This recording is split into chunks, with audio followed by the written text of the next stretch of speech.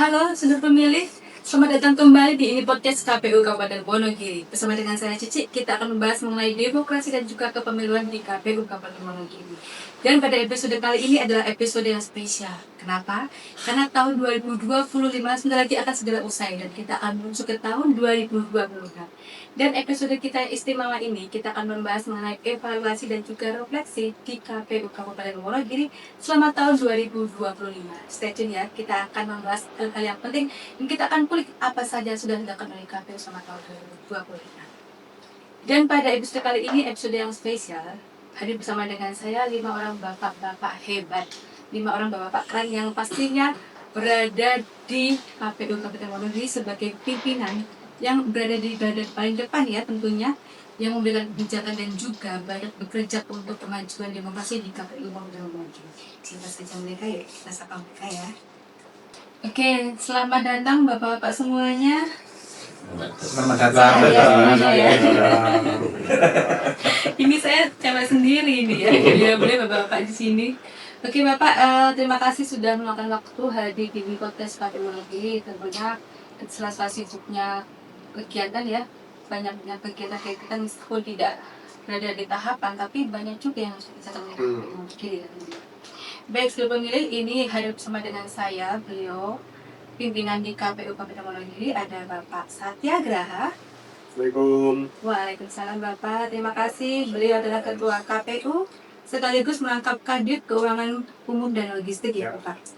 Dan selanjutnya ada Bapak Irawan Ari Wibowo. Selamat datang Pak. Halo Mbak Cici, halo seluruh pemilih. Beliau adalah Kadif Sosialisasi Pendidikan Pemilih, Partisipasi Masyarakat dan Sumber Daya Manusia. Dan selanjutnya sebelah Bapak Irawan adalah Bapak Tulus Setio Adi. Selamat datang Pak. Selamat datang, semuanya, seluruh Hai juga. Beliau adalah Kadif Teknis Penyelenggaraan. Dan selanjutnya di sebelah kiri Bapak Satya adalah Bapak Dwi Prasetyo. Halo semuanya, seluruh pemilih. Halo Bapak. Beliau adalah Kadif Perencanaan Data dan Informasi. Dan yang terakhir Pak Doni Hafidian. Assalamualaikum. Waalaikumsalam. Beliau adalah Kadif Hukum dan Pengawasan. Sudah menguasai apa saja Pak? Semuanya dikuasai. Baik, sekali lagi terima kasih sudah berkenan hadir di tengah-tengah ini podcast KPU Wonogiri. Dan karena kita membahas mengenai ini ya Pak, evaluasi dan refleksi di tahun 2025. Boleh tidak saya langsung ke pertanyaan saja ya? Ya. Mungkin bisa disampaikan Pak gambaran umum atau mungkin dijelaskan secara ringkas apa saja program atau perencanaan kegiatan yang menjadi fokus oleh KPU Kabupaten Wonogiri sepanjang tahun 2020 ini. Mungkin dari Pak. Saya? Oke. Kalau secara regulasi, memang setelah tahapan pemilu dan pilkada ini berakhir, masih ada beberapa hal yang penting dan harus dilaksanakan oleh KPU Kabupaten Kota. Jadi paling tidak yang pertama, pendidikan pemilih. Iya. Kemudian yang kedua adalah pemutakhiran data pemilih berkelanjutan atau DPP. Yang ketiga adalah pemutakhiran data partai politik dan yang lain. Nah ini teman-teman Kadif ini yang nanti mungkin bisa menjabarkan lebih dalam, tapi prinsipnya setelah tidak ada pemilu dan pemilihan, KPU tetap ada dan tetap bekerja. Gitu. Yang pastinya selalu bekerja dimanapun dan apapun waktunya ya Bapak ya. Ya. Mungkin bisa, terima kasih Bapak, mungkin bisa langsung ke Pak Dwi ya sebagai Kadif Perencanaan dan Informasi. Siap. Yang pastinya banyak merencanakan hal apa saja Pak dan gambarnya yang bisa Bapak sampaikan terkait divisi tersebut yang direncanakan. Terima kasih Mbak Cik. Seperti yang sudah disampaikan oleh Pak Ketua tadi ya, jadi di KPU itu walaupun tidak ada tahapan, kita tetap melaksanakan kegiatan dan utamanya tadi ada 3. Pertama adalah pendidikan pemilih, kemudian PDPP dan pemutakhiran data politik, pengurus politik. Kemudian di dalam perencanaan sendiri ini sebetulnya kita sudah ada breakdown dalam 1 tahun ke depan ya. Jadi dari Januari sampai dengan Desember ini kita sudah melakukan perencanaan apa-apa saja yang akan dilakukan dan itu terangkum dalam rencana aksi kinerja KPU Monogiri tahun 2025. Oke, itu secara keseluruhan ya Pak ya. Iya. Kalau untuk divisi sendiri Bapak mungkin ada yang sudah direncanakan selama ini? Yang di divisi kami perencanaan data dan informasi tadi sudah saya sampaikan, utamanya di pemutaran data pemilih berkelanjutan berarti ya. Ini kita melaksanakan ketentuan undang-undang tentunya. Undang-Undang Nomor 7 Tahun 2017 tentang pemilihan umum. Di situ disebutkan pasal 20 huruf L bahwa kewajiban KPU Kabupaten Kota itu melaksanakan pemutaran data pemilih berkelanjutan, dan sepanjang tahun 2025 ini kita sudah melaksanakan kegiatan untuk pemutaran data pemilih berkelanjutan, diantaranya ya kita mensosialisasikan apa itu PDPB, kemudian melakukan koordinasi ke pihak-pihak terkait, kemudian yang fenomenal itu mungkin adalah kegiatan Coktas ya Pak Ketua. Jadi Coktas kita lakukan di semua kecamatan, kita bagi menjadi 5 kali kegiatan, 5 dapil, dan kita semuanya turun ke daerah, ke kecamatan-kecamatan, ke desa-desa untuk melakukan validasi daftar pemilih, apakah benar atau salah, itu kita lakukan secara faktual kepada pemilih. Seperti itu. Oke, terima kasih Pak.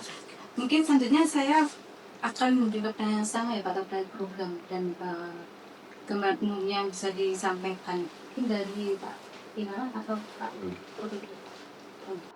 Jadi sesungguhnya Komisi Pemilihan Umum itu memiliki tugas bukan hanya kemudian menjadi penyelenggara di saat kegiatan tahapan pemilu dan pemilihan saja, Pak. Ada sebuah tugas yang diamanatkan regulasi kepada kami, Komisi Pemilihan Umum, untuk senantiasa meningkatkan kualitas demokrasi yang ada di Wonogiri. Dan kualitas demokrasi itu akan sangat diukur apabila kemudian masyarakat mempunyai sebuah kecerdasan pemahaman terhadap demokrasi. Untuk itu kemudian mengapa dilaksanakan pendidikan pemilih. Karena pendidikan pemilih itu sejatinya adalah sebuah kegiatan yang dilaksanakan oleh KPU untuk membangun pengetahuan, pemahaman, dan hingga masyarakat memiliki kesadaran bahwa mereka itu mempunyai hak dan kewajiban sebagai warga negara. Untuk itu kami memetakan tentunya dalam kegiatan pendidikan pemilih.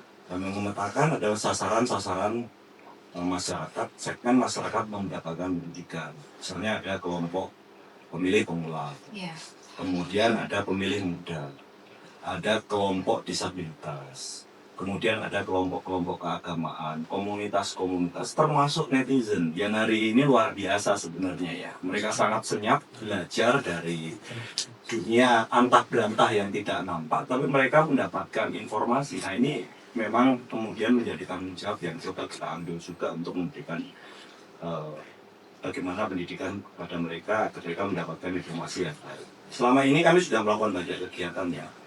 Misalnya untuk sasaran pemilih pemula, kami banyak meng-create atau kemudian membuat sebuah kegiatan yang sesuai dengan kehendak dan keinginan mereka. Karena tentunya kami juga melakukan kegiatan ini juga disesuaikan, metode-metodenya itu disesuaikan dengan kultur, kemudian warna mereka semuanya. Misalnya untuk pemilih pemula, kami memang menyasar siswa SMP, SMA.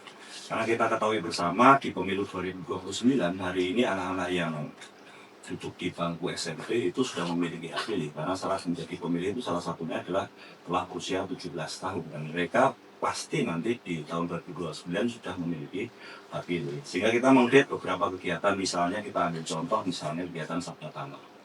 Sabda Tama itu, sabda itu perintah, tama itu utama, berarti kira-kira kalau kita artikan itu adalah perintah utama gitu. Perintah utama sih apa? Bukan perintah utamanya dari KPU, tapi sebenarnya perintah utama dari konstitusi dari negara. Nah, kegiatan Sabda Tama itu kami mengunjungi ke sekolah-sekolah untuk melakukan edukasi kepada mereka, literasi kepada mereka. Dan cukup membanggakan karena di tahun ini kita sudah mengunjungi 33 sekolah ya Pak Ketua. 33 sekolah luar biasa banyaknya dengan angka penerima manfaat pendidikan kita itu di sekira 17.600 orang. Oh, banyak juga. Siswa SMP dan SMA. Sudah diakumulasi dari tahun 2025 sekarang. Iya, 1 tahun terakhir ini kita sudah menjangkau di kisaran angka 17.600 orang. Dan tahun depan tentunya kita akan terus tambah sehingga nanti di pemilu 2029 harapannya bagian besar pemilih-pemula sudah mendapatkan informasi yang laik untuk mereka kemudian menjadikan preferensi untuk memilih. Kemudian yang kedua daya KPU, jadi kita juga melibatkan para pihak yang ingin kemudian mengunjungi dan belajar di KPU. Karena KPU ini bukan hanya sekedar kantor mati yang dibiarkan begitu saja, tapi kita buka seluas mungkin sehingga KPU ini menjadi tempat untuk belajar dan berbagi pengalaman. Sesungguhnya kan itu. Seperti yang pernah diamanatkan oleh Kadif Sosdikti Parmas KPU Republik Indonesia, bagaimana kita selalu membuka ruang untuk masyarakat yang mau belajar. Dan alhamdulillah banyak sekolah-sekolah yang ingin belajar di KPU gitu, bagaimana cara demokrasi dan sebagainya. Kemudian juga yang tidak kalah menariknya, kita juga melakukan sebuah fasilitasi atau pendampingan pemilihan ketua OSIS di 3 sekolah yang kemudian kita tunjuk sebagai pilot project yang representasi dari 3 rumpun, ada madrasah aliyah, ada SMA, kemudian ada SMA. Dan ini luar biasa, ada sekitar 3.600 orang yang terlibat di situ, baik sebagai penyelenggara, kemudian sebagai calon dan pemilih. Ini juga sebagai upaya kami mendekatkan pilkada kepada mereka sejak dini agar supaya nanti pada saatnya di tahun 2029 jika mereka jadi pemilih yang cerdas, jika mereka jadi penyelenggara yang profesional dan berintegritas, jika mereka jadi calon pun nanti pada akhirnya di kemudian hari mereka menjadi calon yang berkarakter dan berkarisma, kira-kira begitu. Kemudian kegiatan talk show bersama dengan RGS, kemudian kegiatan yang lain termasuk hari ini. Ini sebagai sarana kita untuk melakukan edukasi. Kira-kira itu gambaran umumnya untuk kegiatan pendidikan pemilih, dan alhamdulillah juga bahwa kegiatan ini direspon sangat positif oleh masyarakat. Termasuk ini ada 2 hal juga segmen yang kemudian kita sasar, yang kelompok rentan kita juga mengunjungi panti Wreda ya teman-teman ya itu ya. Wah, kita asik itu kegiatannya itu, kita kemas dalam kegiatan yang santai, olahraga, jalan lihat, kemudian di sana kita berbaur dengan kelompok-kelompok lansia yang mungkin selama ini merasa kurang diperhatikan ya, atau mungkin mereka juga butuh sentuhan-sentuhan dari luar, dan kami hadir di sana dan responnya cukup positif. Kemudian dengan kelompok disabilitas kita juga sudah melaksanakan kegiatan misalnya bersama dengan teman-teman SLB, dan luar biasa ini Mbak, ini tantangan bagi kami ya, karena mungkin latar belakang kami ini berbeda-beda, mungkin tidak semuanya dari gunung dan harus bagaimana kemudian mentransfer seluruh pikiran-pikiran kami kepada mereka. Namun demikian saya kira mereka juga memiliki antusias yang cukup baik dan respon yang cukup positif. Kegiatan pendidikan pemilih kira-kira itu. Capek Pak, istilahnya kalau. Alhamdulillah. Ini berkat teman-teman juga yang selalu support juga kegiatan. Oke, terima kasih Pak. Selanjutnya untuk Pak Toto. Pak Toto kan di teknis pengajaraan ya. Ada rencana atau program kerja apa sih yang menjadi prioritas Bapak di divisi Bapak selama tahun 2020? Baik Mbak Cici, selama tahun 2025 ini setelah tahapan Pileg Pilpres tahun 2024 ada 2, satu terkait tahapan rutin yang dilakukan apa di KPU di seluruh Indonesia, yaitu update sipol berkelanjutan. Nah, yang diupdate apa? Diupdate sipol itu satu terkait kepengurusan partai politik, kemudian alamat kantor partai, kemudian nomor rekening, termasuk tanggapan masyarakat apabila yang bersangkutan awalnya tercantum sebagai anggota partai, kemudian berkeinginan keluar dari keanggotaan untuk kepentingan macam-macam, misalnya untuk mendaftar kerja dan sebagainya, yang ada syaratnya harus netral. Nah ini sekaligus kepada masyarakat menyampaikan bahwa operator sipol yang bisa memasukkan ataupun mengeluarkan anggota itu ada di teman-teman partai, baik di tingkat pusat, provinsi, atau kabupaten. Nah, selama ini masyarakat tahunya ya operator sipol itu semuanya ada di KPU, memasukkan kemudian mengeluarkan keanggotaan. Nah, padahal yang terjadi bahwa tanggapan masyarakat masuk ke KPU, kemudian dari KPU direkap, kemudian KPU bersurat ke masing-masing parpol terkait tanggapan tersebut, nanti dari parpol untuk ditindaklanjuti, misalnya mengeluarkan dari keanggotaan dan sebagainya. Atau masyarakat bisa juga langsung ke partai politik untuk menyampaikan keluar dari keanggotaan. Itu yang sifatnya rutin. Yang kedua ya terkait program. Setelah Pilpres serentak 2024, kami berembuk ataupun hasil pleno salah satunya mengevaluasi tahapan teknis. Apa yang dievaluasi? Tahapan pungut hitung.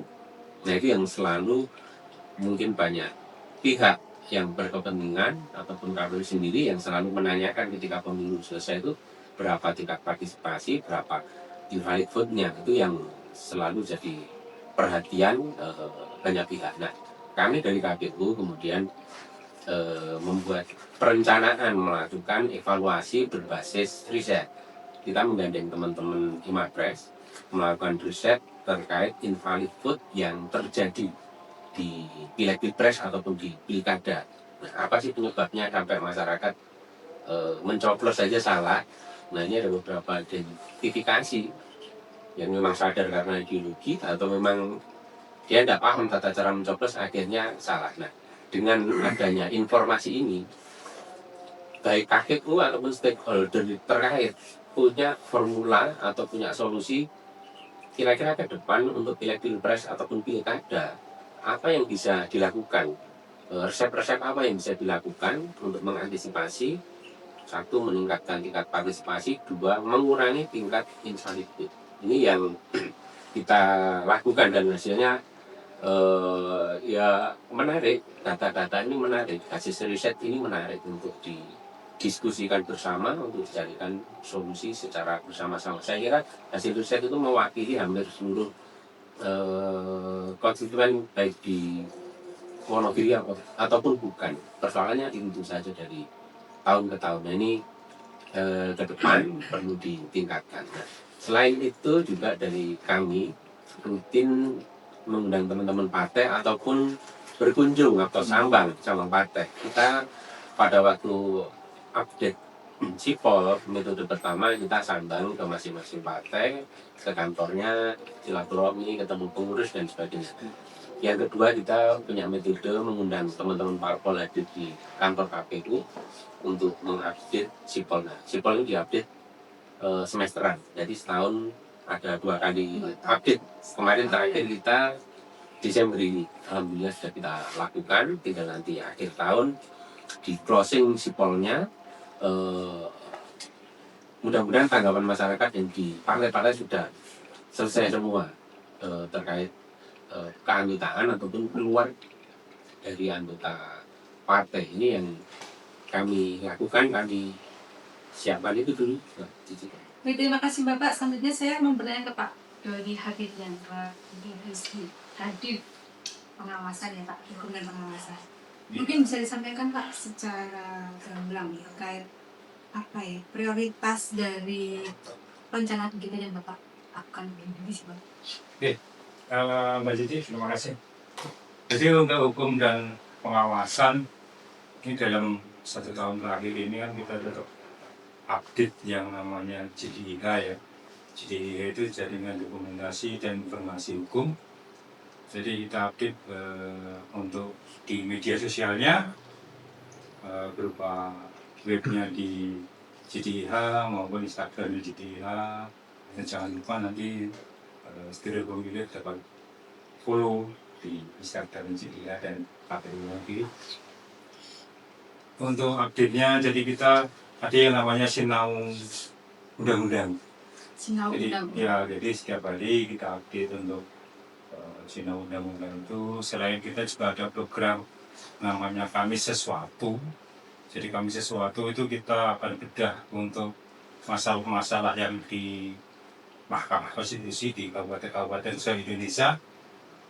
Jadi kita bedah satu persatu dari kabupaten-kabupaten itu kita menjadi narasumber untuk masalah-masalah yang sudah disengketakan di Mahkamah Konstitusi. Selain itu kita setiap bulannya update untuk SPIP, sistem pengendalian lintas pemerintah. Jadi di situ apa yang ada di dalam lembaga ini, di dalam KPU ini kita informasikan baik berupa untuk kedisiplinan, keuangan dan sebagainya, itu kita update tiap bulannya untuk dapat kita laporkan. Selain itu jangan lupa bahwa hukum, ya alhamdulillah kemarin tidak ada masalah-masalah hukum yang ada di Kabupaten Giri ya. Terima kasih kepada masyarakat semuanya. Tapi terus tidak berarti untuk divisi hukum itu tidak bekerja ya. Tapi hukum itu adalah selimutnya lembaga. Jadi kita harus bisa melindungi, maksudnya mengayomi semuanya. Jadi harus tahu tentang program-program yang ada di teman-teman komisioner yang lain. Selain itu kita juga kolektif kolegial, jadi semuanya terlibat di situ. Programnya Pak Irawan kita juga terlibat, programnya Pak Koko, Pak Toto juga kita terlibat, programnya Mas Dwi, Pak Ketua, itu kita semua terlibat. Yang namanya kolektif kolegial di situ. Jadi tidak ada terus ini bagiannya divisi Datin, harus Datin yang bekerja enggak. Terus ini bagiannya Parmas, harus Parmas yang bekerja, yang lain enggak. Kita semua kerja semua. Jadi nggak ada terus wah kingko nganggur no, bukan mereka gaweannya no. Enggak lah, kita semua bisa bekerja semua ya Mas. Itu Mas sih. Baik, intinya kolaborasi ya Pak ya. Kolaborasi. Saling kerjasama Pak. Baik, terima kasih Pak. Mungkin selanjutnya saya ingin bertanya mengenai ini ya Pak. Capaian dari yang sudah Bapak sampaikan tadi, program kegiatan selama tahun 2025. Apa sih yang sudah dicapai di masing-masing divisi? Mungkin bisa dari siapa dulu Pak yang menyampaikan? Ya mungkin saya dulu Mbak Cici. Jadi selain ketua, sebetulnya kan juga bagian divisi keuangan umum dan logistik. Iya. Jadi di divisi saya juga ini teman-teman kan sudah melaporkan semua ya, saya belum. Ini ada kegiatan ini juga sebetulnya logistik, itu ada lelang atau juga termasuk digitalisasi arsip dan sebagainya. Jadi dokumentasi dari hasil pemilu pilkada ini coba kita digitalkan sehingga ini bisa diakses oleh masyarakat. Yang pertama, kemudian itu kan gudang penyimpanan logistik pemilu pilkada kita kan habis di Oktober ya, di awal Oktober kalau tidak salah, di awal Oktober 2025. Ini juga ada pemeliharaan terkait. Jadi memindahkan, kemudian proses lelang, proses pemeliharaan arsip, proses bagaimana logistik ini bisa selesai dan tuntas, terus menjadi tanggung jawab kami juga. Jadi kalau bicara capaian sebetulnya banyak hal yang sudah dilakukan oleh kami, oleh kita di KPU Wonogiri yang mungkin bukan hanya sekedar menggugurkan kewajiban regulasi ya, gitu. Kalau kita lihat memang secara regulasi ada pendidikan pemilih, ada pemutakhiran data pemilih, ada pemutakhiran data partai politik. Tapi kami coba kemas ini dengan sentuhan yang inovatif begitu, karena kami yakin bahwa sebetulnya ketika KPU itu selesai pemilu maupun pilkada, itu yang dilihat bukan lagi persoalan regulasi, tetapi justru bagaimana teman-teman komisioner ini bisa memberikan gagasan, ide, termasuk dari teman-teman sekretariat yang sangat suportif begitu, terkait inovasi-inovasi kegiatan yang ada.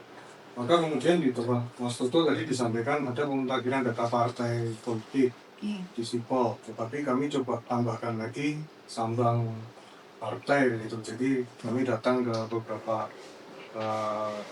sekretariat partai yang kegiatan ini kemudian diikuti dan direplikasi oleh KPU kabupaten kota lain. Wah, ya. Nah ini kan suatu hal yang menarik. Kemudian ada model pendampingan pemilihan ketua OSIS di divisinya Mas Irawan tadi. Saya kira ini banyak hal yang di Mas Dwi tadi belum diceritakan tentang buletin, itu juga kemudian bagaimana pendekatan kita kepada desa dan sebagainya. Nah yang belum ada di Mas Dwi tadi ya? Oh sudah di JDI hari ini. Jadi saya kira juga menarik. Jadi saya kira begini, termasuk mendekatkan riset dan data sebagai acuan di dalam proses pengambil kebijakan berikutnya. Saya kira ini belum dilakukan oleh KPU kabupaten kota lain. Maka yang disampaikan Mas Toto tadi tentang riset yang dilakukan teman-teman mahasiswa yang mapres tentang surat suara tidak sah, saya kira ini menarik. Ini yang jadi dasar kami untuk melaksanakan memilih. Kenapa pendidikan memilih itu fokusnya di pendidikan pemilih untuk pemula di Mas Irawan tadi, dan bobotnya lebih ke bukan lagi bagaimana teknis mencoblos, tetapi kenapa satu suara itu penting. Nah, ini sebenarnya basisnya riset. Jadi saya kira ini Mbak, bagaimana mendekatkan KPU ini dengan akademik, kaum akademisi, riset, berbasis data, sehingga ini betul-betul kebijakannya landasannya kuat. Saya kira itu Mbak Cici. Jadi benar kita dari solusi inovatif ya Pak ya, dari semua program. Ya, mungkin saya bisa lanjut ke divisi lain ya Pak, terima kasih sebelumnya. Untuk capaian kuantitatif mungkin dari divisi siapa ya? Apa dong? Langsung capai apa kuantitatif selama tahun 2020. Ya. Yang seperti saya sampaikan di depan tadi Mbak, memang kegiatan KPU rutin dan yang berdasarkan kesepakatan pleno. Outputnya karena kita melakukan pembaruan atau sipol berkelanjutan, outputnya seluruh data dari partai politik peserta pemilu terupdate semuanya sampai akhir Desember ini. Kedua, setiap tanggapan masyarakat yang sudah masuk sudah ditindaklanjuti oleh seluruh partai politik, akhirnya kembali ke normal, netral, ke nol semua. Itu yang dicapai di sipol, termasuk ya silaturahmi itu tadi. Kemudian yang terkait riset, outputnya jelas. Itu kita ada papernya, ada publikasinya, ada uji publiknya semacam. Kemudian juga mengundang para stakeholder dan partai untuk mencermati bersama hasil penelitian terkait invalid vote oleh adik-adik yang tergabung di Mapres. Ini sebenarnya capaian luar biasa yang inputnya bisa digunakan bukan hanya KPU Kabupaten Wonogiri, penyelenggara lain sangat membutuhkan data-data. Nah ini yang didorong kami di KPU Kabupaten Wonogiri, pengambilan data atau keputusan berbasiskan data hasil riset ini luar biasa sekali. Mungkin baru kita dari Wonogiri ini yang melakukan riset terkait surat suara tidak sah ini. Iya. Mungkin baru KPU Wonogiri yang melakukan. Dan itu hasil risetnya juga apa Pak? Berhubungan dengan semua divisi. Oh iya. Semua divisi. Iya. Iya. Dan ini riset kita yang kedua Mbak, yang pertama yang terkait dapil. Ketika pembentukan dapil kita juga pernah melakukan riset apakah masih kompatibel tidak dengan situasi hari ini. Kita coba, basisnya juga riset. Satu kemarin hasilnya sementara masih tetap 5 dapil. Nah, dengan adanya potensi perubahan undang-undang pemilu ke depan, nah ini kesempatan untuk mereview kembali dapil, karena kita satu dapil masih cukup besar, sekian kursi, 10 kursi, 9 kursi sampai 11 kursi. Nah ini terlalu lebar, terlalu besar untuk satu dapilnya. Kalau bisa diperkecil nanti tentunya dengan kesepahaman dengan seluruh pihak, khususnya peserta pemilu yaitu partai politik. Saya kira waktu seperti itu Mbak yang sudah kami catat. Di Wonogiri ada berapa partai Pak? Kenapa? Di Wonogiri ada berapa partai yang masuk ke itu apa? 16 ya Mbak. 16 ya. Baik, terima kasih Pak. Kalau selanjutnya saya mau tanya ke Pak Dwi ya mengenai Siap. capaian. Siap. Mengenai capaian program yang di divisi Pak Dwi ya, divisi Ya. pendanaan dan promosi. Apa yang sudah dicapai Pak? Maksudnya yang sudah menjadi program unggulan Bapak? Ya, tentunya di pemutaran data pemilu lanjutan yang kita laksanakan mulai triwulan kedua ya Mbak ya, sampai triwulan yang keempat yang kemarin kita laksanakan pleno secara terbuka. Ini paling tidak kita di 2025 itu memasukkan 20.000 pemilih baru nih di Kabupaten Wonogiri, baik itu pemilih yang berusia 17 tahun ataupun pemilih yang pindah masuk. Kemudian ada sekitar 10.000 yang kita coret dari daftar pemilih dan 16.000 yang kita perbaiki. Ada peningkatan pemilih yang kita bandingkan dengan pemilih DPT Pilkada tahun 2025. Kalau DPT Pada 2020. 842 326. Kemudian kemarin kita naik menjadi 12.000. Jadi capaiannya tentunya pemilih-pemilih yang berusia 17 tahun maupun warga yang sudah memenuhi syarat sebagai pemilih ini kita upayakan semaksimal mungkin bisa masuk ke dalam daftar pemilih berkelanjutan, sehingga untuk pemilu-pemilu berikutnya ini akan lebih mudah ya. Jadi ketika kita ada PDPP ini kan konsekuensi dari undang-undang, kemudian juga sistem yang kita anut sekarang ini kan continuous list bahwa pemilih itu terus kita lakukan update data setiap saat, dan siapa saja yang sudah memenuhi syarat sebagai pemilih kita harapkan juga proaktif kepada KPU untuk bisa memberikan informasi kepada KPU sehingga hak pilih warga ini bisa terpenuhi. Dari kegiatan 2025 ini ya secara nominal tadi sudah kami sampaikan, apabila pengen mengetahui apakah sudah tercatat atau belum, sudah masuk ke DPP atau belum, ini bisa akses di cek DPT online kpu.go.id seperti itu. Cek DPT online kpu.go.id. Iya. Baik, terima kasih Pak Dwi. Jadi saya mau bertanya ke Pak Doni. Dari seluruh program Bapak selama tahun 2025, Bapak sudah merasa puas belum atas pencapaian yang sudah dicapai? Apa saja capaian yang sudah Bapak lakukan? Oke,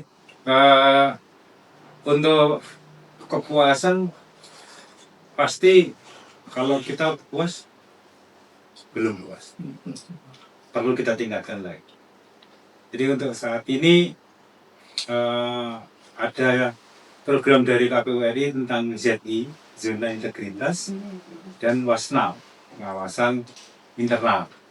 Jadi untuk zona integritas, bagaimana kita menciptakan staf dan pegawai di KPU untuk dapat mempunyai integritas serta pengawasan internal. Jadi tentang bagaimana kita mengawasi pegawai yang ada, terus komisioner yang ada, itu komunikasinya seperti apa, sehingga program-program itu bisa tetap berjalan dengan baik dan benar. Untuk 2025, ya alhamdulillah kita mencapai juara 3 tingkat provinsi. Kita bisa masuk 2 kali berturut-turut juara 3. Itu suatu lumayan juga. Bukannya lumayan Pak. Iya. Baik, terima kasih Pak Doni. Selanjutnya saya ke Pak Irawan ya. Yes, Mbak Cici. Oke, Bapak, mungkin ada beberapa atau mungkin banyak, mungkin ya dari karena SDM dan sosmed itu ya Pak ya. Mungkin ada hasil atau capaian yang didapat Bapak atau mungkin suatu program unggulan yang akhirnya Bapak mendapatkan apa yang sudah direncanakan sebenarnya. Semoga berhasil. Jadi mungkin mengomentari pertanyaan Mbak Cici ke Pak Toto, apakah kemudian survei itu atau kemudian riset itu kemudian berdampak bagi divisi yang lain, sangat. Karena kami pada akhirnya menentukan sasaran mana yang menjadi prioritas pendidikan pemilih.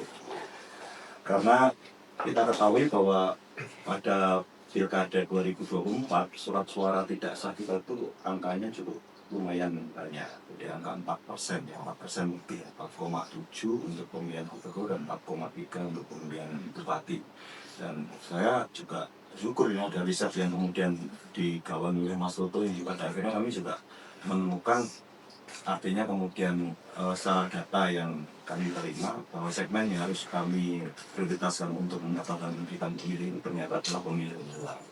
Ya tadi saya sudah sampaikan bahwa kurun waktu 1 tahun ini kita sudah menyelesaikan pendidikan pemilih pemula itu di 33 SMP dan SMA dan jumlahnya sekitar 17.600. Kemudian kita juga sudah melakukan pilot project yang secara kuantitatif kita bisa ukur jumlahnya kira-kira yang terlibat di situ sekitar 3.300 orang. Kemudian dari KPU kira-kira 250 orang yang datang ke KPU.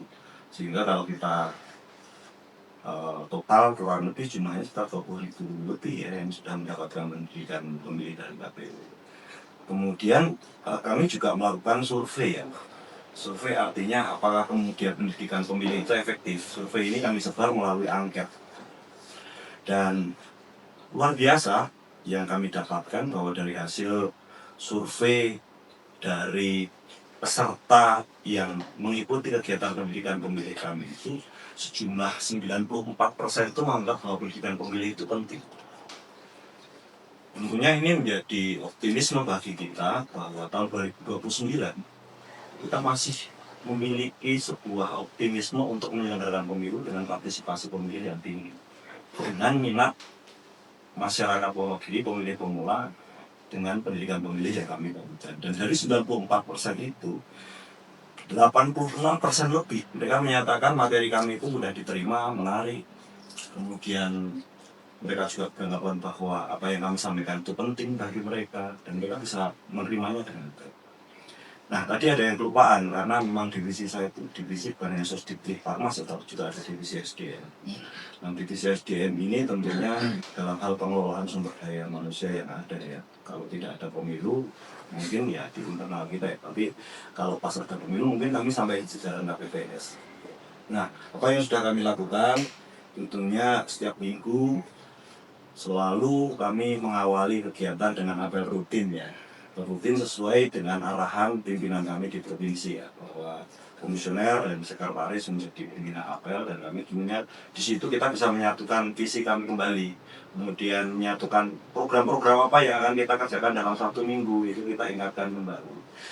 Kemudian juga ada pleno rutin setiap hari Senin ini kita laksanakan. Makanya tadi Pak Putu berkali-kali menyampaikan apa yang dikerjakan oleh kami itu semuanya selesai di pleno, itu hasil dari pleno, produk pleno. Sehingga kemudian yang disampaikan Pak Doni tadi, kenapa kemudian semuanya support ya, karena kita sepakati dari awal penyusunan program, perencanaan, kemudian pada eksekusinya, kemudian outputnya, kemudian kita evaluasi bareng-bareng. Tentunya bentuk kolektif kolegial yang sudah jadi di KPU. Kemudian juga kita atas arahan dan instruksi pimpinan kita membentuk jejaring pencegahan kekerasan seksual. Ini sudah kita lakukan supaya iklim bekerja kita ini di KPU khususnya ini aman dan nyaman. Baik bagi komisioner juga teman-teman sekretariat. Kami juga berkoordinasi dengan dinas terkait. Ini dinasnya banyak sekali ya. KB, P2KB, Pak Ketua.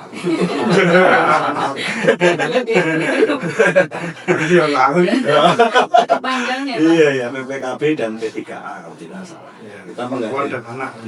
kita menggandeng itu agar supaya kemudian kita juga mendapatkan banyak pengetahuan terkait dengan apa sih kekerasan seksual, apa saja sih jenisnya, sehingga langkah antisipasi ini penting bagi kita hingga pada akhirnya nanti kita semuanya aman, nyaman, baik pegawai yang laki-laki maupun pegawai yang kira-kira itu. Selain itu juga capacity building kita lakukan setiap saat gitu ya, baik secara internal maupun dengan KPU provinsi yang hari ini cukup memfasilitasi banyak sekali untuk peningkatan kapasitas kita ya, kegiatan ngopi asli, kemudian kegiatan kami sesuatu, kemudian talk to me, kemudian kegiatan amazing kapo, kemudian kegiatan bercanda.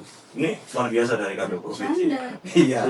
Jadi selain apa kami sudah mengemas beberapa kegiatan, sudah tentunya kami mengikuti kegiatan-kegiatan yang sudah disiapkan oleh provinsi. Ini saya kira capaian-capaian yang kita semua bareng-bareng melaksanakan di KPU ini.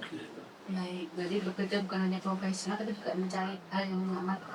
Karena kalau kita bekerja dengan nyaman, otomatis pekerjaan semangat. Ya.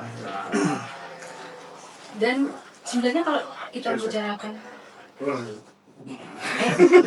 Luwih dhuwur. lanjut dong. Kok lu dulu ayo ngomong hati. Suara nih. Di Banten. Baik Bapak-Bapak berlima, sebenarnya kalau kita membahas mengenai penghargaan, saya dapat data banyak nih terkait penghargaan dan capaian yang sudah dicapai oleh Pak Ketua Negeri. Ini kalau saya sebutkan, biasanya lama ini. Nanti ditayangkan di Kan nanti Amin. Baik, ini ada yang terbaik semua, yang terbaik 1, terbaik 2, terbaik 3. Baik dari KPU Provinsi maupun RI juga, tentang dari Provinsi Jateng itu ya Pak ini Pak. Luar biasa, dari semua di sini ada penghargaannya semua ya. Alhamdulillah. Iya, jadi mungkin bisa bilang ya Pak. Baik, terima kasih Pak. Untuk selanjutnya saya mau tanya, setelah capaian yang Bapak tadi sebutkan satu persatu setiap divisi ya, ada nggak sih tantangan atau kendala baik eksternal maupun internalnya yang Bapak rasakan? Mungkin di lapangan atau di dalam lingkup pasti kan ada ya naik turun grafiknya ya, kita kan emosional atau tidak, atau bisa atau tidak, atau mungkin banyak hambatan di luar lapangan yang mungkin sudah sampai kita dari Apa ketua aja? oh baik. Kasih nggak wajar. Mbak Kota.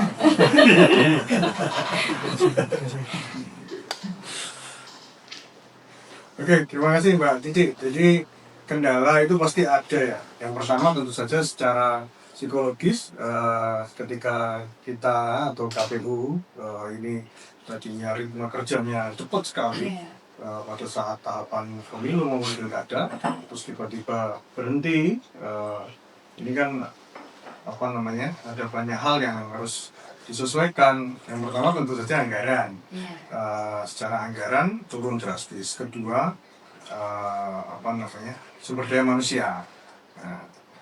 Contoh misalnya kalau waktu tahapan pemilu maupun pilkada untuk pemutakhiran data pemilih itu kan ada Pantari, ada teman-teman ad hoc di kecamatan sampai di tingkat desa. Tapi saat ini nggak ada. Kemudian untuk pendidikan pemilih juga begitu. Kalau dulu ada anggaran khusus, hari-hari ini kan tentu saja tidak ada. Dan saya kira ini bukan menjadi kendala yang sangat besar, karena yang utama bagi kami karena kami punya rutinan pleno gitu, tadi disampaikan Mas Irawan, seminggu sekali kami melakukan pleno, setiap Senin pasti ada apel dan sebagainya. Kemudian soliditas antar baik komisioner maupun sekretariat ini kan menjadi satu modal utama, sehingga begitu ada problem begini kita bisa atasi. Yang kedua, jejaring di luar ya, saya kira ini penting juga. Jadi fungsi saya terutama untuk mencoba merangkul jaringan yang ada di luar, sehingga banyak juga dari teman-teman yang backup, baik dari Dukcapil, khususnya untuk PDPB, kemudian teman-teman partai politik, dan sekolah, dan di masing-masing kita ini kan punya jaringan masing-masing, sehingga ketika ini dimaksimalkan jadinya luar biasa memang. Jadi kendala-kendalanya sebenarnya hampir sama ya dengan yang dihadapi KPU kabupaten kota lain yang tidak dapat anggaran pasca. Karena ada beberapa KPU kabupaten kota kan yang masih mengelola anggaran pasca tahapan pemilihan, tapi untuk yang sama-sama tidak mengelola anggaran, kami berani pastikan bahwa di kita ini di KPU Wonogiri ini cukup banyak kegiatan yang melibatkan teman-teman hampir semua baik komisioner maupun sekretariat. Kemudian yang kedua berbasis riset, yang ketiga partisipasi dari publik ini yang luar biasa. Kemarin di BDPB capaiannya cukup banyak, bukan hanya pada data dari institusi, tapi justru malah data dari masyarakat yang mendaftar secara mandiri untuk melakukan perubahan datanya. Saya kira ini hal-hal yang memang harus kita yakini bahwa kita masih bergerak dan masih disupport oleh banyak pihak, termasuk bagaimana kemudahan kita ketika mendatangkan narasumber dari luar KPU untuk di podcast ini. Kemarin kan ada beberapa teman juga yang datang ke sini dari dosen di Unisri, kemudian ada dari pengembang kurikulum, terus teman-teman ketua OSIS juga pernah kita undang ke sini. Jadi prinsipnya memang jangan kemudian ketika terkendala di anggaran dan SDM kemudian kita berhenti begitu saja. Justru ujian kita ini ada pada bagaimana inovasi kita ini bisa betul-betul dijalankan pada saat adanya keterbatasan ini. Gitu Mbak Cik. Baik Pak, ada juga yang tantangannya ya, ternyata nggak semudah yang kita tahu di luar ya. Ternyata di dalam juga banyak hal yang perlu kita pastikan semuanya. Baik. Ya, prinsipnya bagaimana pelayanan kita ini tetap jalan di tengah keterbatasan. Mungkin ada dari divisi lain yang mau disampaikan kendala tantangannya? Saya kira sudah dilakukan. Sudah kan? Sudah tersentral. Sebenarnya teman-teman ini yang kerja saya cuma koordinasi aja. Kerja di koordinator. Fungsinya ketua seperti itu. Kan merangkap ya Pak? Makanya semua. Baik, mungkin ini Pak, kalau terkait tadi yang disampaikan respon ya, masyarakat. Selain dari data tadi ya, ada nggak sih respon atau mungkin bisa dikatakan umpan balik dari seperti masukan atau mungkin saran dari masyarakat KPU itu ada nggak? Banyak hal ya. Kemarin kita barusan evaluasi itu ya, Pilketos ya. Evaluasi terkait pendampingan kita. Jadi yang disampaikan Mas Kadif tadi tentang pemilihan ketua OSIS itu kan kita sifatnya masih pilot project ya. Iya. Di tahun ini kan kita baru cari formula, nanti udah 2026 bagaimana. Tapi kita pengennya sih semua SLTA itu nanti akan menggunakan pola yang mirip dengan yang dilakukan di 3 sekolah ini. Pola yang mirip itu adalah pola yang mendekati dengan sistem pemilu yang sudah berjalan. Jadi latihan bukan hanya sebagai calon pemilih, tetapi juga sekaligus calon penyelenggara. Nah, hal-hal itu yang kemudian bukan hanya secara prosedural, tetapi juga secara substansi ini bisa masuk. Nah, saya kira banyak hal yang mungkin kita akan pertajam lagi di 2026. Iya. Itu Mbak. Jadi kalau partisipasi yang paling kelihatan memang di BDPB ya Mas ya. Iya. Ketika banyak masukan secara mandiri dilakukan, dan saya yakin ini bantuan teman-teman dari desa ya, pemerintah desa maksud saya. Kemudian partisipasi lain banyak juga masyarakat yang memberikan masukan, terutama pada saat survei kepuasan masyarakat itu menurut kita bagus juga tuh 90-an lah. Jadi tinggi juga itu. Ya. Ini mungkin bisa ditayangkan itu data-data ini. Nanti tanyakan di Kita ini kan nggak apa, saking banyaknya maksudnya. Baik, terima kasih. Kalau tadi kan respon di PDPP ya, mungkin saya mau tanya ke Pak Toto. Kalau di Partai Politik, apakah ada respon atau tanggapan mengenai yang sudah dilakukan? Ya, alhamdulillah tuh teman-teman partai relasi kita dengan beliau-beliau itu cukup baik, cukup akrab, cukup terbuka, dan kami semua juga melayani mereka maksimal secara apapun ya. Akhirnya semua merasa berlakukan setara, seimbang. Akhirnya komunikasi kita enak Mbak, dengan teman-teman partai. Bahkan beliau juga bisa, serius bisa. Mereka bisa kerja bareng bisa. Nah, cuma saya menekankan di teman-teman partai politik ataupun pemilih untuk aktif cek di Sipol, masukkan link cek di Sipol apakah terdaftar sebagai anggota atau bukan. Kalau memang sadar sebagai anggota ya monggo. Kalau ketika tercantum sebagai anggota suatu partai politik atau ingin keluar dari Sipol tersebut, segera menyampaikan ke KPU ataupun ke partai politik yang bersangkutan. Nah, khususnya untuk operator Sipol di partai politik, mohon untuk segera ditindaklanjuti terkait hal-hal seperti ini, terkait keanggotaan supaya apa, teman-teman pemilih bisa beraktivitas selanjutnya yang mensyaratkan netralitas non partisan. Itu yang bisa saya sampaikan. Ini berarti sudah banyak sekali yang sudah disampaikan Bapak. Ini terakhir kali Pak, terakhir di podcast kita. Yang saya tanyakan, melihat capaian dan tantangan di tahun 2025, apa harapan terbesar KPU Kabupaten Wonogiri untuk tahun 2026? Nah, terutama dalam hal kesiapan dan dukungan publik mengenai dalam menghadapi tahapan untuk pemilu atau pemilihan nanti di tahun yang akan datang. Mungkin saya mau tanya satu ya, jawaban dari Pak Doni dulu mungkin. Untuk KPU tetap terus melayani dengan sepenuh hati.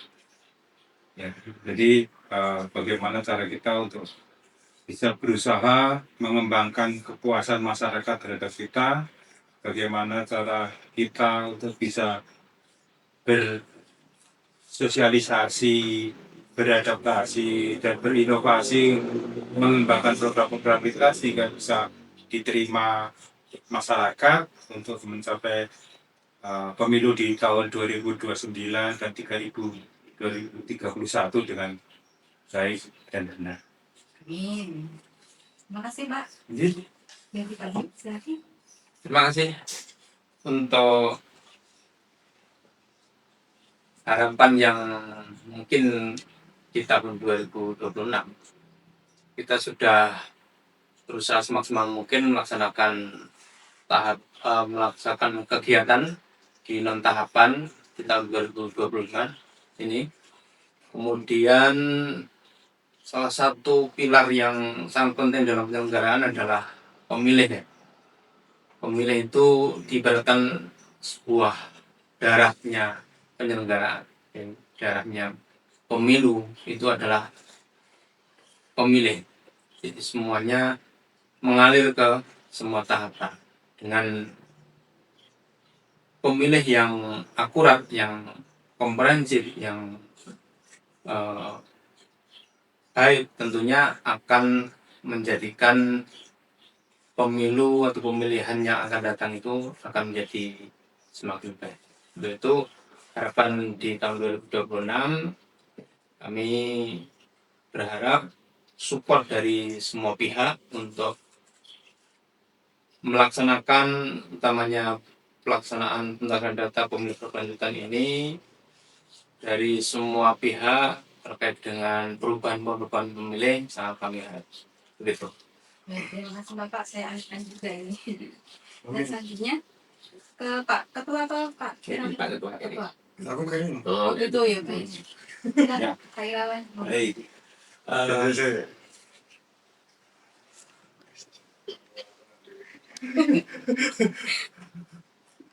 Baik, terima kasih Pak Jj. Jadi demokrasi itu kan sesungguhnya memerlukan warga negara yang cerdas.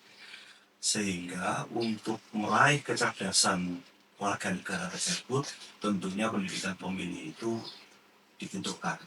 Sehingga tentunya KPU ke depan akan semakin giat, akan semakin bekerja keras untuk melakukan pendidikan politik, pendidikan kepada pemilih, agar supaya apa yang disampaikan Pak Ketua tadi, pada akhirnya pemilih akan memahami tentang demokrasi yang substansial. Bukan hanya mereka itu setiap 5 tahun harus nyoblos, ya, tetapi bagaimana kemudian mereka itu pada akhirnya mempunyai argumentasi yang cukup kuat. Kenapa aku harus datang ke TPS? Kenapa aku harus memilih?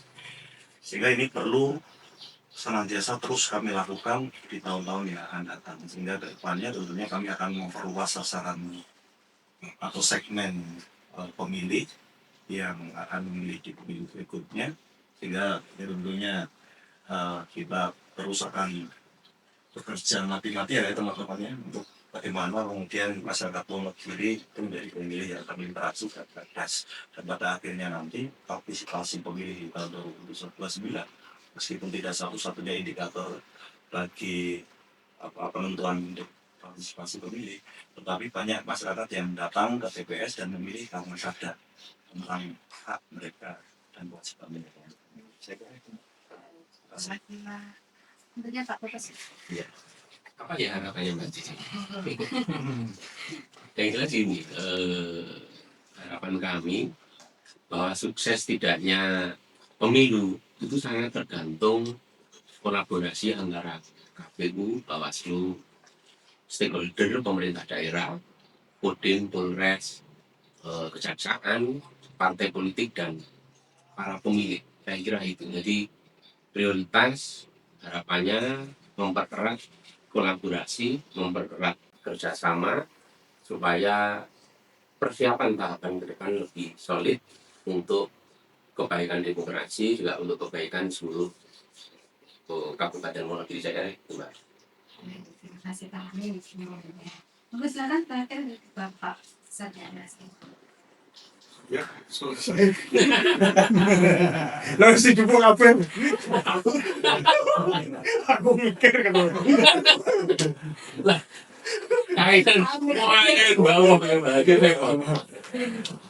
Ya, makasih Mbak Cici. Jadi 2026 tentu saja kita akan melanjutkan apa yang belum selesai. Kita akan tuntaskan apa yang belum tuntas begitu. Dan tentu saja sesuai regulasi ya kita jalankan. Harapannya bagi kami, bagi kita KPU Wonogiri tentu saja support dari semua pihak, baik teman-teman sekolah atau institusi, Pemda, partai politik dan semua pihak, sehingga apa yang menjadi rencana KPU toh ini juga untuk pengembangan demokrasi khususnya di Kabupaten Wonogiri ini bisa berjalan dengan baik. Saya kira itu. Kemudian 2026 ini kan tahun perubahan bagi penyelenggara pemilu ya, dan bagi pemerhati pemilu, karena di 2026 ini undang-undang pemilu akan ada agenda penting yaitu perubahan undang-undang pemilu. Ini sudah masuk di prolegnas. Nah ini tentu saja persiapan khususnya bagi penyelenggara pemilu ini harus matang betul, karena akan kemungkinan besar akan merubah banyak hal, terutama di sistem pemilu, kemudian waktu dan sebagainya. Sehingga ini hari-hari ini kan kami sedang persiapan untuk itu. Kita sedang persiapan untuk itu, bagaimana mematangkan itu. Dan sekali lagi selain secara internal soliditas di kita untuk lebih tanggap terhadap perubahan, ini menjadi penting, juga dukungan dari eksternal saya kira ini menjadi penting juga. Maka kemudian bagaimana KPU Wonogiri ini bisa tetap bersama-sama dengan publik, bersama-sama dengan partai politik, bersama-sama dengan institusi daerah, bersama-sama untuk mengembangkan dan merawat demokrasi substansial. Saya kira ini menjadi penting. Baik, terima kasih Bapak.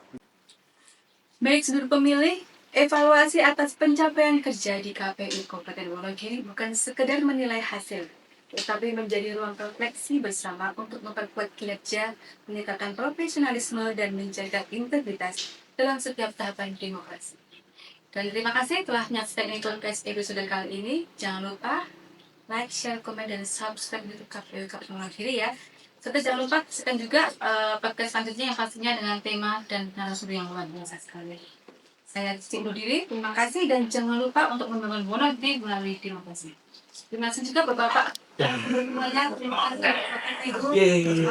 Salam. Terima kasih Mbak Cici. Terima kasih. Terima